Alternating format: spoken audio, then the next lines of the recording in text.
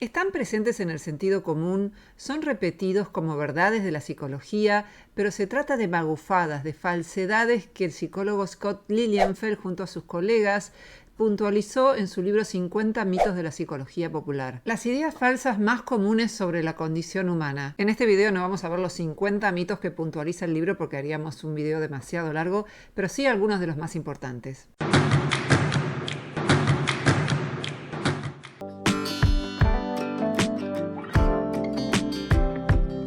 Stanley Hall es el primer psicólogo que postuló esta idea. La adolescencia es una etapa de tormenta y tensión, escribió en 1904. Tomó la expresión del movimiento artístico alemán Sturm und Drang, que subrayaba en el siglo XVIII las emociones apasionadas y tormentosas. Anna Freud escribió en 1958, el adolescente normal es el más anormal del mundo. La hija de Freud consideraba que era patológico que el adolescente no experimentara sentimientos de angustia, ya que tendría un alto riesgo de padecer problemas psicológicos en la adultez. El estereotipo fue repetido en películas clásicas como Rebelde sin causa, la de James Dean, publicada en 1955, además de aparecer en El guardián entre el centeno de Salinger, publicado en 1951, puntualizan Lilienfeld y colegas. Algo a tener en cuenta es que las narraciones en general se centran más en las personas que tienen problemas que en aquellas a las que les va todo bien. Consideremos la siguiente frase. La mayoría de los adolescentes tienen una conducta neurótica o antisocial en algún momento de ese periodo de la vida. Un estudio mostró que estaban de acuerdo con esa frase 62% de los médicos residentes y 58% de las enfermeras. Pero la mayoría de los estudios indican que solo el 20% de los adolescentes tienen problemas con los padres, humor inestable y conductas de riesgo. Hecho con 74 personas a las que se siguió durante 34 años desde la adolescencia hasta la vida adulta, mostró que no tuvieron necesariamente problemas psicológicos vinculados con el hecho de no haber tenido conflictos particulares en la adolescencia. La adolescencia es una etapa bastante pacífica en sociedades tradicionales y no occidentales como Japón o China, por ejemplo. En Japón, el 85% de los adolescentes describen su vida como agradable y divertida, y manifiestan tener buenas relaciones con los padres. Algo similar ocurre en India, África subsahariana, el sudeste asiático y gran parte del mundo árabe.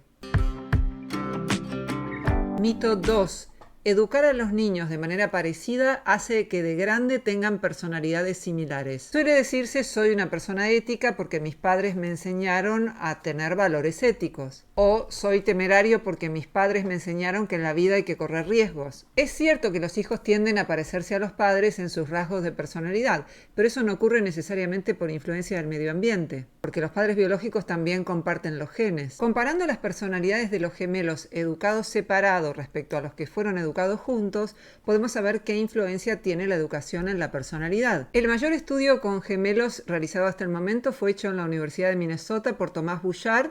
Tomó 60 gemelos y estudió sus características de personalidad. Los gemelos criados aparte eran tan parecidos como los criados juntos en rasgos de personalidad como la propensión a la ansiedad, la asunción de riesgos, motivación, hostilidad, tradicionalismo e impulsividad. Otros experimentos fueron realizados con los gemelos virtuales, que son personas que no están vinculadas genéticamente pero que son educadas juntas. Un estudio realizado con 40 niños en esta condición mostró que no había semejanzas en características de personalidad como por ejemplo la propensión a la ansiedad. Esto no significa que compartir un entorno no tenga ningún efecto en nosotros. Tiene influencia durante la infancia cuando conviven con los padres, pero hay evidencia de que cuando se van y se vinculan con otras personas, ya esa semejanza se diluye. Es muy probable, dice Lilienfeld, que una forma muy negligente de educar a los hijos sí tenga un impacto en la vida adulta. Pero si el niño goza de buena nutrición, de afecto y de estímulo intelectual, la influencia del medio ambiente se vuelve imperceptible. Yo entiendo que esto es muy contraintuitivo, probablemente muchos se sorprendan, consideren que esto es completamente disparatado. Los invito a ver las fuentes originales que cita Lilienfeld, algunas las estamos citando en este video y otras pueden verlas directamente en el libro. Un rasgo que sí tiene que ver con el entorno es la conducta antisocial. No hay que confundirla con la conducta asocial, que es timidez o retraimiento. Hay evidencia de que ser educado por un padre que transgredió la ley vuelve más probable que el hijo lo haga, lo que no implica sostener que está determinado a hacerlo, por supuesto. Otra aclaración, el hecho de que un rasgo sea genético no implica que sea imposible cambiarlo, ese es otro mito. que si es genético, entonces una persona está determinada a tener ese rasgo de personalidad. Incluso una heredabilidad del 60%, que según el estudio oscilan entre 40 y 60%, deja un buen margen para efectuar cambios. Mito número 3. Las úlceras son provocadas principalmente y casi exclusivamente por el estrés. 2 décadas atrás era impensable que el tratamiento más frecuente para tratar las úlceras pépticas fuera una píldora. Antes de mediados de la década del 80 del siglo pasado, la mayor parte de las personas e incluso de los médicos pensaban que la úlcera era sobre todo causada por el estrés. Barry Marshall y Robin Warren recibieron el premio Nobel por identificar el nexo entre las úlceras pépticas y una bacteria, Helicobacter pylori, que está en las paredes del estómago y en los intestinos. El tratamiento con antibióticos redujo un 90-95% la recurrencia de las úlceras. El estrés probablemente desempeña un papel, pero hoy no se considera que sea el factor más importante. Mito número 4. Una actitud positiva puede evitar el cáncer. Louise Hay, en su libro Usted puede sanar su vida, se jactaba de haberse curado un cáncer vaginal que atribuía al hecho de haber padecido abusos de niña. ¿A qué lo atribuía? Al pensamiento positivo. Por eso recomendaba decirse a uno mismo cosas como me merezco lo mejor y lo acepto. Consideraba que así era posible curarse y sostenía que los pensamientos crean la realidad, una idea que se volvió muy popular después y también en boca de otros autores. Por ejemplo, el libro El Secreto, publicado en 2006, vendió 7 millones de ejemplares. Después se hizo la película también. La doctora Shivani Goodman escribió en el 2004, en 9 pasos para hacer retroceder o para impedir el cáncer, que un día comprendió de repente cuál es el sentido de su enfermedad, atribuyéndolo a su falta de aceptación de la femineidad, porque de niña oía que su padre rezaba agradecido a Dios por no haber sido mujer. Identificadas sus actitudes tóxicas, dice, las pudo superar. En el año 2007, Oprah Winfrey, que es para los argentinos una especie de Susana Jiménez de los Estados Unidos, elogiaba el libro El Secreto. Ahí se supo que una de las televidentes que tenía cáncer de mama decidió suspender el tratamiento médico para curarse con pensamientos positivos. Pero los investigadores encontraron que el riesgo de sufrirlo entre las mujeres estresadas era 17% inferior que las no estresadas. En otro estudio hecho en Copenhague con 6.689 mujeres mayores de 16 años, las estresadas tenían 40% menos de posibilidad de contraerlo.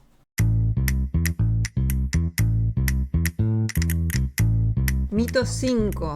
La vejez es la etapa de la vida en que la mayor parte de las personas se siente insatisfecha. Imagínense una persona de más de 60 años que encaje en esta descripción. Maniática, cascarrabias, temerosa del cambio, depresiva, incapaz de ponerse al día con la tecnología, solitaria, dependiente, con achaques físicos y olvidadiza. 65% de 82 estudiantes de un curso introductorio a la psicología estuvieron de acuerdo con esa frase y 64% de 288 estudiantes de medicina. En las películas de Disney, el 42% de los personajes mayores de edad aparecen como malhumorados y desmemoriados. Por ejemplo, el gruñón de Blancanieves y los 7 enanitos y el padre de La Bella y la Bestia. La mayoría de las películas destinadas a adolescentes ofrecen estereotipos negativos sobre la vejez. El abuelo de los Simpson dice haber nacido en la madre patria, pero no recuerda de qué patria se trata. Los medios de difusión en Estados Unidos culpan a las personas mayores de los elevados impuestos, de la bancarrota del presupuesto nacional y de los servicios médicos, y del recorte de presupuesto para niños y discapacitados. Otro estudio mostró que el sentimiento que más predomina entre los universitarios en relación a las personas mayores es lástima. Me estoy deprimiendo. Vamos a repasar la evidencia. Diversos estudios muestran que las personas mayores de 60 en promedio se sienten más felices que las que tienen entre 21 y 40 años. La depresión es mayor en promedio en individuos que oscilan entre los 25 y los 40 años también. En un estudio realizado entre 28.000 estadounidenses, un tercio de los que tenían 88 años dijeron ser muy felices y los más felices de todos eran los más grandes. Según otro estudio, la probabilidad de ser feliz aumenta un 5% con cada década de vida. ¿Por qué las personas mayores serían en promedio más felices? Quizás porque reducen las expectativas. Se dicen a sí mismos, ya no voy a ganar el premio Nobel, pero puedo ser un buen abuelo. Aceptan sus limitaciones y retienen más las informaciones positivas que las negativas. Un 15% de los adultos mayores padecen depresión, pero quizás se vincule con problemas de salud, con el aislamiento social o con el hecho de que empiezan a desaparecer sus amigos. Por otra parte, es natural sufrir algunas pérdidas de memoria conforme avanzan los años. A medida que se envejece, se incrementan las posibilidades de sufrir Alzheimer, pero al mismo tiempo, después de los 85 años, 3/4 partes de las personas no tienen pérdidas de memoria importantes. Incluso a los 80, la inteligencia y las capacidades verbales no disminuyen mucho. Aunque la memoria para las palabras y la capacidad de manipular números, objetos e imágenes son de algún modo más sensibles a los achaques relacionados con la edad. Si hablamos de novelas o de historia, muchos producen su obra cumbre después de los 60 años. Sin ir más lejos, si hablamos de filosofía, Kant escribió la Crítica de la razón pura después de los 60. Pensemos que la vejez también es propicia para la oración de la senilidad. Dice así: Señor, concédeme la senilidad para que pueda olvidarme de la gente que nunca me ha gustado, la suerte de encontrarme con los que sí me gustan y la vista suficiente para poder distinguir la diferencia. Mito número 6. La letra revela rasgos de personalidad. En una encuesta que hice con 400 personas, la grafología aparecía como la pseudociencia más popular. No es necesariamente representativa de una población general esta encuesta y seguramente debería ser replicada, pero es una señal de que muchas personas creen en esta pseudociencia. Es una rama del conjunto de prácticas pseudocientíficas que aparecen englobadas bajo el término lectura de caracteres. Rayas de la mano, hojas del té, el aspecto del ombligo. Sí, el aspecto del ombligo también las hace predecir. Muchas empresas consultan a grafólogos y algunos incluso lo confunden con el perito calígrafo, que lo único que hace es decir si una letra pertenece a una persona. No busca rasgos de personalidad. El principal error que cometen es confundir una correlación de ideas con una relación causal. Por ejemplo, sostener que quienes escriben con la letra ascendente son optimistas, porque se supone que lo bueno está arriba. Mucho espacio entre palabras indicaría tendencia al aislamiento. Los que escriben yo con una Y grande al principio tendrían un ego fuerte. ¿Cuál es el argumento que usan? Dicen, lo que escribe la mano lo escribe el cerebro. Cierto, pero eso no es evidencia de que tenga relación con otras cosas que controla el cerebro, por ejemplo los rasgos de personalidad. En una revisión, Richard Klimovsky y Jeffrey Dean analizaron los test científicos sobre la grafología y mostraron que los grafólogos no podían predecir el rendimiento laboral de los solicitantes por encima del azar.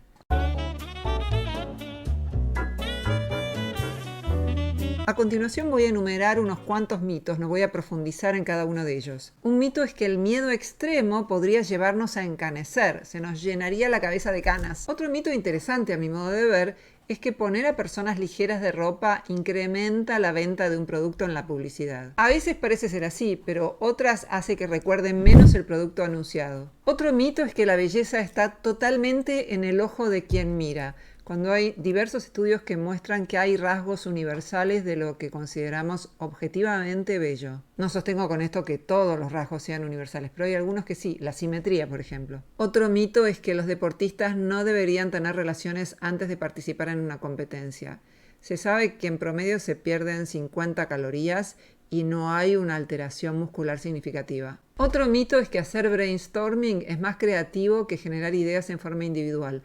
Hasta donde yo sé, la evidencia muestra que estar un tiempo solo y un tiempo con otros es la mejor combinación. Otro es que se puede despertar del coma a una persona poniéndole sus canciones favoritas. Mark Twain, o alguien que tomó prestado su nombre, decía: es más fácil engañar a las personas que convencerlas de que han sido engañadas. Algunos mitos nacen simplemente de errores de razonamiento, como el que dice todos los que fueron a la luna comieron pollo. Y alguien infiere, Dios mío, comer pollo te hace ir a la luna.